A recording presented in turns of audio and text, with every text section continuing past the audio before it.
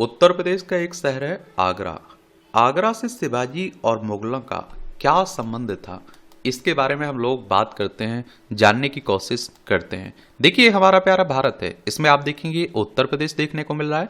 लखनऊ इसकी राजधानी है। इसकी अंतर्राष्ट्रीय सीमा नेपाल से लगती है। राज्यों में बिहार, झारखंड, छत्तीसगढ़, मध्य प्रदेश, राजस्थान, हरियाणा, हिमाचल प्रदेश और उत्तराखंड से लगती है, और दिल्ली से लगती है। 8 राज्यों से लगती है और एक केंद्र शासित प्रदेश से दिल्ली से लगती है। विधानसभा में 403 सीटें हैं। विधान परिषद में 100 सीटें हैं। राज्यसभा में 31 सीटें हैं। लोकसभा में 80 सीटें आपको देखने को मिल जाएंगी। इतिहास हमें धरोहर देता है, वर्तमान को देखने की दृष्टि देता है।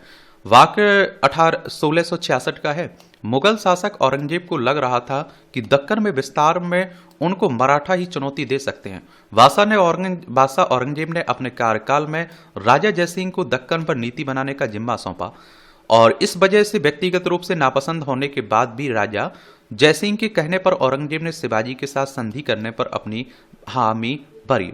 मुगलों के नियंत्रण पर शिवाजी औरंगजेब के आगरा दरबार में पहुंचे थे, और उस वक्त मुगलों के दरबार में सिर्फ बादशाह ही बैठा करते थे, बाकी दरबारी खड़े रहा करते थे। दरबार के नियम के मुताबिक जिसको जितनी ऊंची मनसबदारी दी जाती थी, उसकी हैसियत उतनी ज्यादा बड़ी होती थी। मुगल बादशाह के दरबार में उनकी पूंछ उतनी ही ज्यादा होती थी, और वो आगे की पंक्ति में खड़े होते थे और बाकी को पीछे खड़ा होना पड़ता था। मनसबदारी का अर्थ आम भाषा में रैंक होता है। और शिवाजी जब औरंगजेब के दरबार में पहुंचे तो उनको 5000 वाली मनसबदारी दी गई, जबकि वो 7000 वाली मनसबदारी चाहते थे, इसलिए वो नाराज हो गए। और आप देखिए, इसमें आप देखेंगे कि भरी सभा में उन्होंने अपनी नाराजगी आप देखते हैं कि जाहिर की, और जिसके बाद औरंगजेब ने उन्हें कैद कर लिया था, और कुछ महीनों तक शिवाजी उनकी कैद में रहे। वहां से कैसे छूटे, इसके कई किस्से इतिहास में मौजूद हैं। कुछ किताबों में जिक्र है कि एक वक्त जेल में जब मिठाई और फल बांटे जा रहे थे तो वो उसी टोकरी में बैठकर अपनी जान बचा पाए। ऐसी ही किताब है अमेरिकी इतिहासकार वर्टन स्टैन की। वर्टन स्टैन ने भारत पर कई किताबें लिखी हैं। उनकी किताब ए हिस्ट्री ऑफ इंडिया में भी इस प्रकरण का जिक्र 178 पन्ने पर मिलता है। शिवाजी अपने जीवन में सिर्फ एक बार ही आगरा गए, और ये किस्सा उसी वक्त का है। आज इस पूरे किस्से को सुनाने के पीछे कारण क्या है? योगी, आगरा और ताजमहल। उत्तर प्रदेश के मुख्यमंत्री योगी आदित्यनाथ को मराठा नेता छत्रपति शिवाजी महाराज की याद आई, और अपने एक ट्वीट में उन्होंने शिवाजी को अपना नायक बताया। उन्होंने, आप देखते हैं कि फैसला किया कि आगरा में बन रहे निर्माणाधीन म्यूजियम को छत्रपति शिवाजी महाराज के नाम से जाना जाएगा। इतना ही नहीं, उन्होंने ये भी कहा कि उत्तर प्रदेश में गुलामी की मानसिकता के प्रतीक चिन्हों का कोई स्थान नहीं है। आगरा म्यूजियम की कहानी, जिस म्यूजियम के बारे में योगी आदित्यनाथ कह रहे थे, उसको उत्तर प्रदेश के पूर्व मुख्यमंत्री अखिलेश यादव ने 2015 में मंजूरी दी थी। आगरा में ताजमहल के पूर्वी गेट के पास करीब 1.5 किलोमीटर की दूरी पर इस संग्रहालय परियोजना तैयार करने की बात थी, और इसके लिए ताजमहल के पास 6 एकड़ जमीन दी गई थी, और इस संग्रहालय में मुगल संस्कृति और कलाकृतियों को प्रदर्शित किया जाना था। 5 साल बीत जाने के बावजूद इस परियोजना में कुछ खास प्रगति नहीं हो पाई, और समीक्षा बैठक के दौरान मुख्यमंत्री ने निर्माण में तेजी लाने के निर्देश दिए और साथ ही नाम बदलने पर फैसला सुना दिया। मुख्यमंत्री योगी आदित्यनाथ के ताजा फरमान के बाद अब संग्रहालय में न सिर्फ मुगल साम्राज्य के इतिहास से संबंधित चीजें रहेंगी, बल्कि शिवाजी का इतिहास भी संग्रहालय में संरक्षित किया जाएगा। आगरा शहर और मुगलों का इतिहास में इस बात के प्रमाण मिलते हैं कि आगरा शहर सिकंदर लोदी ने 16वीं सदी की शुरुआत में बसाया था। उस वक्त पश्चिम में विस्तार की इच्छा थी, और इस लिहाज से आगरा को काफी अहम माना गया। लेकिन शहर को असल शोहरत बादशाह अकबर के जमाने में मिली, और दिल्ली विश्वविद्यालय में मुगल कालीन इतिहास पढ़ाने वाले एसोसिएट प्रोफेसर नदीम साहब बताते हैं कि भारत में मुगल शासनकाल का दौर 16वीं शताब्दी से 18वीं शताब्दी तक माना जाता है, और 1526 के पानीपत की लड़ाई के बाद मुगल बादशाह बाबर ने उत्तर भारत का रुख किया, और फिर उनके बेटे हुमायूं और उनके बेटे अकबर ने मुगल शासन को बुलंदियों तक पहुंचाया। सबसे पहले मुगलों ने अपनी राजधानी दिल्ली को ही बनाया गया, और फिर अकबर ने आगरा को चुना। अकबर के जमाने तक जितने शहर थे उतने दुनिया में कहीं नहीं थे। आगरा का मशहूर लाल किला उन्होंने ही बनवाया। बादशाह बाबर ने ही ये आगरा में सबसे पहले बगीचा बनवाया, और जहां आप देखिए फारस से लाए गए फूल उगाए गए। लेकिन आगरा में पानी की बहुत किल्लत थी। अकबर के बाद मुगल शासक जहांगीर को आगरा रास नहीं आई, और उनकी दिलचस्पी लाहौर में ज्यादा दिखी। फिर उन्होंने अपना आधार दिल्ली को चुना, और इसके बाद शाहजहां का दौर आया। उन्होंने दिल्ली में ही एक अलग शहर शाहजहानाबाद को चुना, जिसे आज हम पुरानी दिल्ली के नाम से जानते हैं। आगरा में से पहले मकबरे बगीचों के साथ बना करते थे और उसमें भी लाल पत्थरों का इस्तेमाल होता था, लेकिन शाहजहां ने ताजमहल को सफेद पत्थरों से बनवाया ताकि दुनिया में वो खूबसूरती की अलग मिसाल बन सके। प्रोफेसर शाह के मुताबिक औरंगजेब के अंतिम समय में 1695 से 1705 के बीच आगरा आर्थिक रूप से काफी संपन्न था। लोगों की आमदनी, कानूनी व्यवस्था, आबादी, हर लिहाज से आप देखिए आगरा में काफी समृद्धि थी। उस वक्त देश के 5 बड़े शहरों में आगरा पहले नंबर पर आता था। यूरोप से भारत घूमने आए यात्री कहा करते थे कि फतेहपुर सीकरी और आगरा लंदन और पेरिस से बड़े शहर हैं। आगरा के इतिहास के बारे में प्रसिद्ध इतिहासकार प्रोफेसर हरवंश मुखिया बताते हैं कि आगरा पहले छोटी सी जगह थी और उसको बड़े पैमाने पर बसाया मुगलों ने ही। बाबर से लेकर आप देखिए शाहजहां तक ने अपनी राजधानी आगरा ही रखी और आगरा के हर पत्थर में मुगल छाए हुए हैं। वहां से मुगलों को निकाल पाना नामुमकिन साथ है और दिल्ली से ज्यादा मुगलों का आगरा से संबंध रहा है। प्रोफेसर हरवंश मुखिया मुगलकालीन इतिहास पर कई किताबें भी लिखी हैं और इनमें आप देखिए द मुगल्स ऑफ इंडिया भी है। और वो आगे कहते हैं कि बाबर और हुमायूं तो बाहर से आए थे, अगर एक बार के लिए ईमान भी लिया जाए, लेकिन अकबर से लेकर बहादुर शाह जफर तक सब यहीं पैदा हुए, यही पर मरे। एक बार भी किसी ने भारत के बाहर कदम नहीं रखा। और 18वीं शताब्दी में जब मुगलों का पतन होना शुरू हो गया, उससे पहले तक हिंदुस्तान दुनिया का सबसे अमीर देश हुआ करता था। दुनिया की दौलत का 1/4 हिस्सा भारत में हुआ करता था। मुगलों के समय में भारत का ईमान था और जब अंग्रेज 1947 में भारत से गए तो दुनिया की दौलत का 1% ही भारत में रह गया, हर किसी ने लूटा।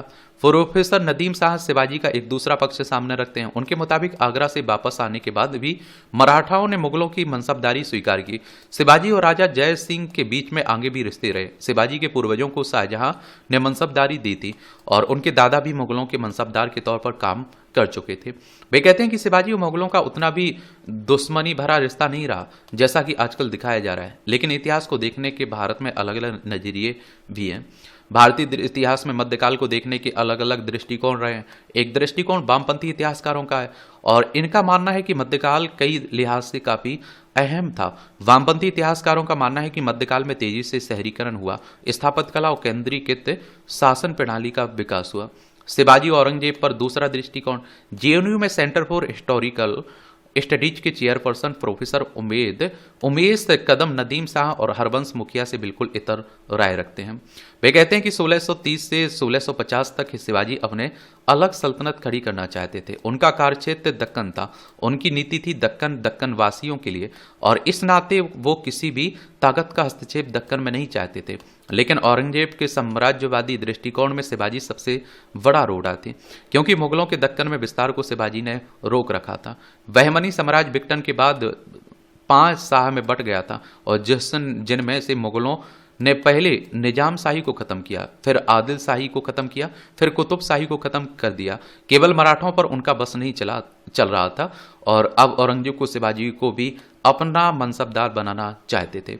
प्रोफेसर कदम कहते हैं कि शिवाजी के दादाजी मुगलों के मनसबदार नहीं थे, बल्कि वो निजाम शाही और आदिल शाही के यहाँ मनसबदार थे। उन्होंने मुगलों की से निजाम शाही को बचाने का बहुत प्रयास भी किया था। उसी समय में से शिवाजी के खानदान से मुगलों का बैर शुरू हुआ था। औरंगजेब ने मराठों को अपने साथ मिलाने की कोशिश में राजा जयसिंह को सेना के साथ दक्कन भेजा था। राजा जयसिंह को शुरुआती जीत मिली और शिवाजी मुगलों से संधि के लिए तैयार हो गए।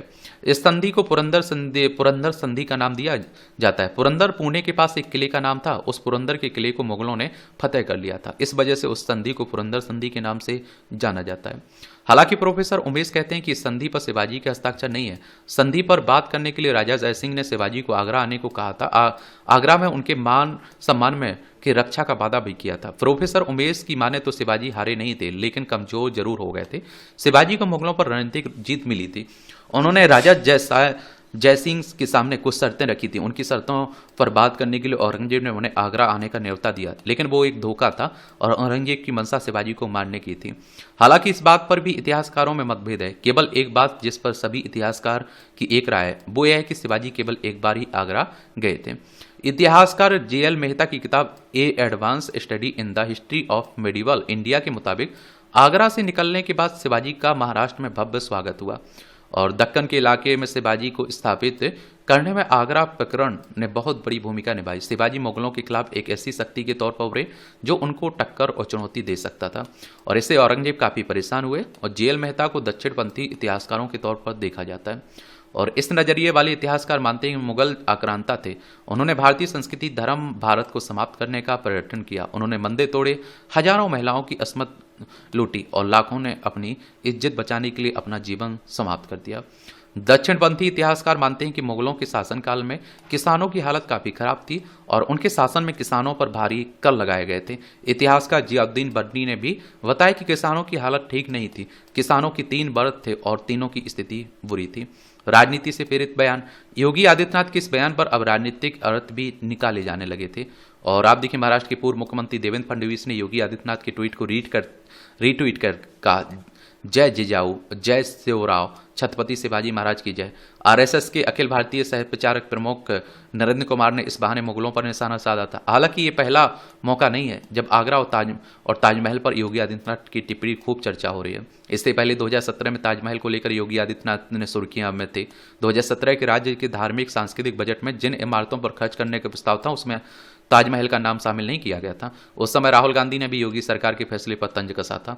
इतना नहीं, अंतर्राष्ट्रीय मीडिया में भी इसकी जमकर आलोचना हुई थी। अमेरिका के प्रमुख अखबार द वॉशिंगटन पोस्ट ने एक लेख प्रकाशित किया था। इस लेख का शीर्षक था, क्या भारत में ताजमहल की अनदेखी इसलिए हो रही क्योंकि उसे मुसलमान ने बनवाया।